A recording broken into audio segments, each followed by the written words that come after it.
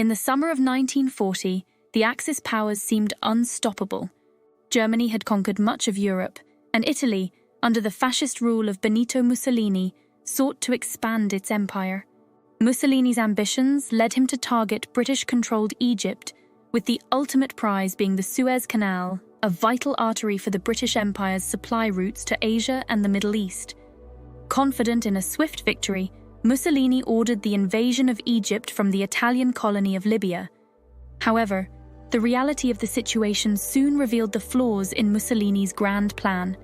The Italian military, though sizable, was poorly equipped and inadequately trained for desert warfare. The vast, arid expanses of the North African desert posed significant logistical challenges, from maintaining supply lines to ensuring adequate water and fuel for both men and machines. The initial Italian advance, led by General Rodolfo Graziani, saw some success as British forces conducted a strategic withdrawal, but the Italians soon encountered insurmountable difficulties. Their advance stalled as supply lines stretched thin, and the harsh desert environment took its toll on both troops and equipment. Sensing an opportunity, British Commander General Archibald Wavell launched Operation Compass in December 1940. Despite being outnumbered, the British and Commonwealth forces employed superior tactics, mobility, and surprise to devastating effect. In a series of engagements, they decisively defeated the Italian 10th Army, capturing thousands of Italian soldiers and vast quantities of equipment. The success of Operation Compass not only halted the Italian advance, but also set the stage for further Allied operations in North Africa. Italy's miscalculations and failures on the battlefield prompted Hitler to intervene directly. Recognizing the strategic importance of North Africa, Hitler dispatched one of his most talented commanders, General Erwin Rommel, to stabilize the situation. Rommel arrived in Libya in February 1941 with the newly formed Afrika Korps, and his presence would dramatically change the course of the campaign. Chapter 2, The Desert Fox's Rise, 1941. Erwin Rommel, a veteran of World War I and a rising star in the Wehrmacht, quickly demonstrated his tactical brilliance upon arriving in North Africa. Unlike his Italian counterparts, Rommel understood the potential of fast-moving, mechanized warfare in the desert. His approach relied on speed, surprise, and audacious maneuvers, traits that would earn him the nickname Desert Fox. Rommel wasted no time in taking the initiative. In March 1941, he launched a surprise offensive against the British forces, who were still regrouping after their victories against the Italians. Rommel's tactics caught the British off guard. Utilizing his panzer divisions, he outflanked and encircled British positions, pushing them back across Cyrenaica. Within weeks, Rommel had recaptured most of the territory the Italians had lost, and by April, he had laid siege to the key port city of Tobruk. The siege of Tobruk became a focal point of the North African campaign. The city, defended by a determined garrison primarily composed of Australian troops, withstood repeated assaults. Tobruk's defenders, isolated but resolute, managed to hold out for over 8 months, denying Rommel a critical supply port and tying down significant Axis forces. Throughout 1941, the North African campaign was characterized by a series of back-and-forth battles. The vast desert expanses allowed for rapid movement and fluid front lines, making it a theater of war where both sides constantly sought to outmaneuver each other. The seesaw battles for control of Cyrenaica saw Rommel's forces advance and then be pushed back, highlighting the strategic importance of logistics and the difficulty of sustaining operations in such a harsh environment. The harsh desert conditions posed unique challenges. The extreme heat during the day and freezing temperatures at night tested the endurance of soldiers. Sandstorms could cripple visibility and damage equipment, while the scarcity of water and the need for constant resupply of fuel and ammunition made logistical planning crucial. Both Axis and Allied forces had to adapt their strategies to the unforgiving environment, learning to navigate the shifting sands and survive in one of the most inhospitable terrains on Earth. As 1941 drew to a close, Rommel's bold and aggressive tactics had made him a formidable opponent. His ability to inspire his troops and his reputation for daring maneuvers earned him respect and fear from his adversaries. Yet the prolonged siege of Tobruk and the logistical challenges he faced hinted at the limitations of his approach. The stage was set for a protracted and grueling campaign that would test the resolve of all involved. Chapter 3, Operation Torch, 1942. By mid-1942, the strategic importance of North Africa had become apparent to the Allied High Command. The region not only held critical supply routes, but also served as a potential springboard for future operations into southern Europe. With this in mind, the Allies conceived Operation Torch, a large-scale amphibious assault aimed at securing French North Africa, which was under the control of the Vichy French government, a puppet regime collaborating with Nazi Germany.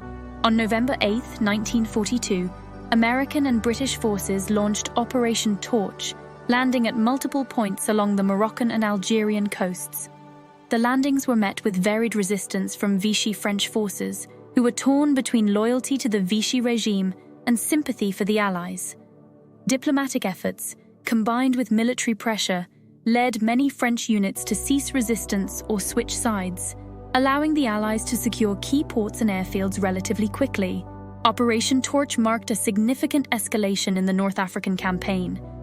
It brought a new dimension to the conflict, as American forces joined their British counterparts in a coordinated effort to push Axis forces out of North Africa. The operation also forced the Axis powers to divert resources and attention to a new front, stretching their already strained supply lines and military capabilities. However, the American forces soon faced a baptism of fire. The Battle of Kasserine Pass, fought in February 1943, exposed the inexperience and unpreparedness of the American troops. Rommel, seizing the opportunity to exploit the weaknesses of the newly arrived forces, launched a surprise attack that inflicted heavy casualties and forced the Americans into a disorganized retreat. The battle was a costly lesson for the US military, highlighting deficiencies in leadership, tactics, and coordination. In response to the defeat at Kasserine Pass, the American command swiftly implemented changes. General George S. Patton was brought in to lead the Second Corps, instilling discipline and improving coordination. The lessons learned from Kasserine Pass proved invaluable, as the American forces quickly adapted and improved their effectiveness in subsequent engagements. Chapter 4, The Road to El Alamein, 1942. While the Americans were learning hard lessons in the West, the British Eighth Army was preparing for a decisive confrontation in the East.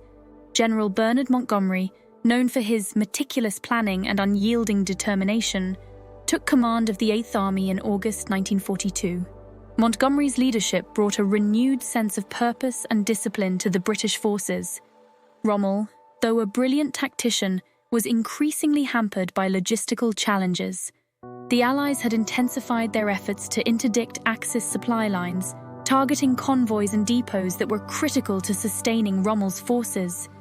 The Desert War had become a battle of attrition, with both sides striving to outmaneuver and outlast the other. Montgomery meticulously prepared for the Battle of El Alamein, ensuring his troops were well supplied and well positioned. His strategy involved not just direct assaults, but also deception operations designed to mislead Rommel about the timing and location of the main attack. The build-up to El Alamein was marked by careful planning and the accumulation of overwhelming force. The Battle of El Alamein began on the night of October 23, 1942, with a massive artillery bombardment that lit up the desert night. Montgomery's forces launched a series of coordinated attacks, aiming to break through the heavily fortified Axis lines. The fighting was intense and brutal, with both sides suffering heavy casualties. Rommel, despite his tactical brilliance, found himself outnumbered and outgunned. His supply lines were stretched thin, and his troops were exhausted from the relentless fighting. Montgomery's methodical approach, combined with the superior resources at his disposal, gradually wore down the Axis defenses.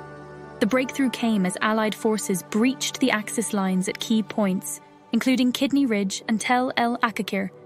Rommel, recognizing the untenability of his position, ordered a retreat. The Allies pursued relentlessly, pushing the Axis forces across Libya and into Tunisia.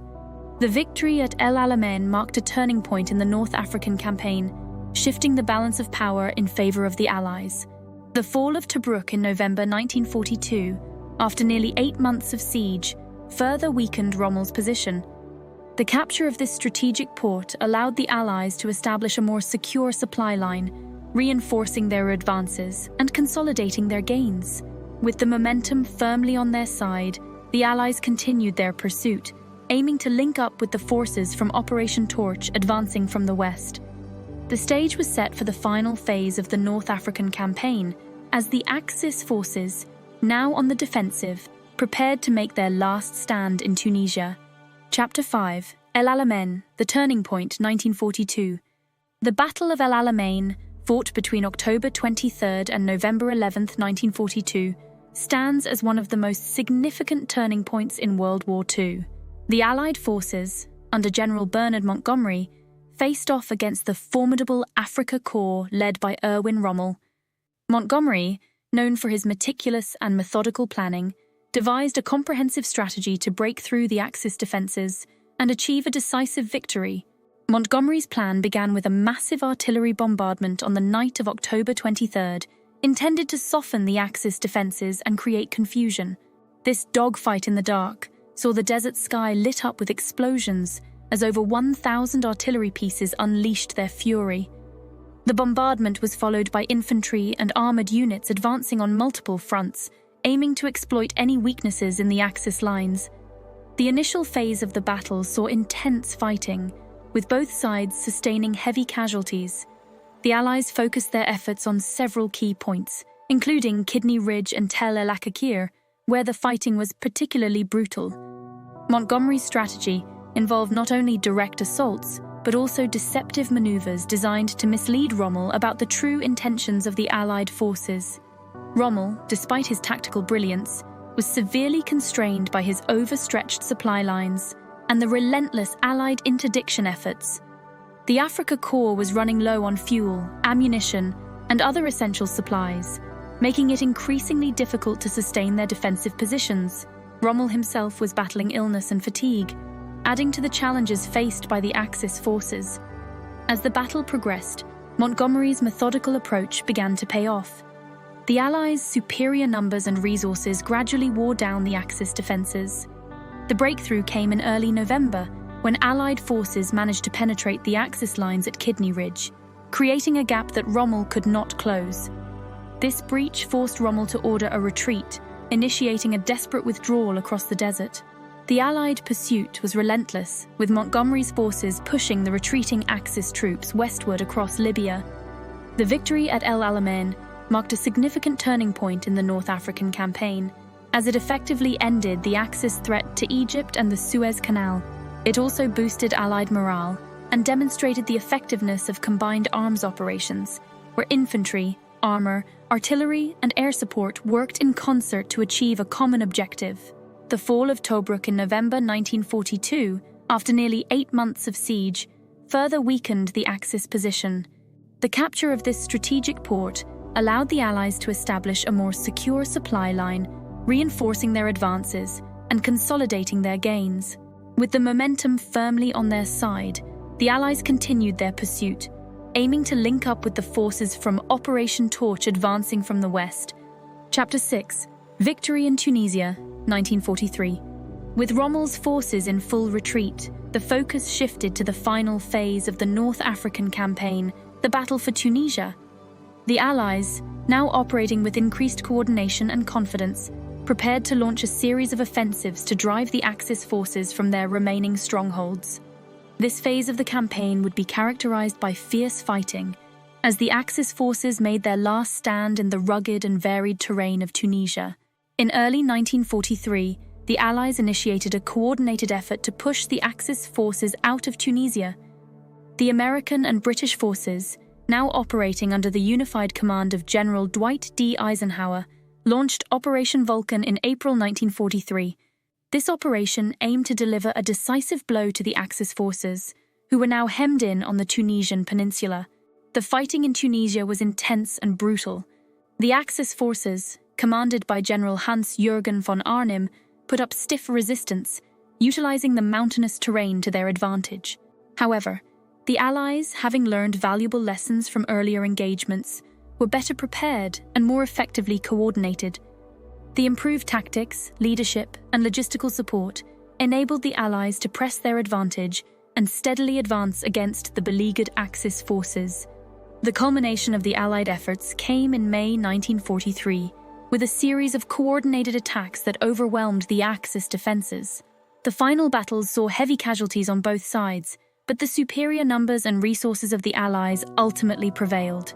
On May 13, 1943, the Axis forces in North Africa surrendered en masse at Cape Bon, with over 250,000 German and Italian troops laying down their arms.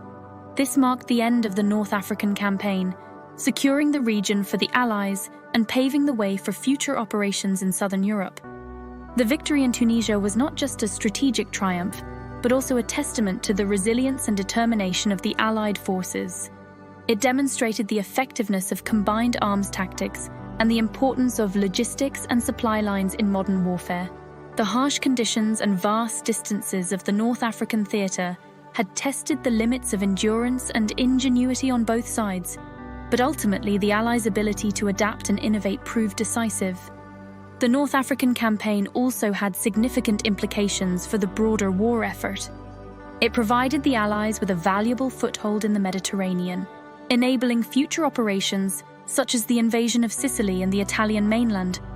The campaign diverted significant Axis resources and attention, weakening their positions on other fronts and contributing to the eventual Allied victory in Europe. As we reflect on the North African campaign, we see a theatre of war that was as brutal as it was transformative. It was a battleground where the resilience and ingenuity of soldiers on both sides were tested to their limits. The echoes of their struggles and triumphs continue to reverberate, reminding us of the enduring lessons of this pivotal chapter in World War II. The campaign's strategic importance, combined with the human stories of bravery and sacrifice, ensures its place in the annals of military history. The lessons learned in desert warfare, the evolution of combined arms tactics, and the critical role of logistics have all shaped modern military doctrine. The North African campaign remains a testament to the adaptability, courage, and determination of those who fought in one of the most challenging theatres of World War II.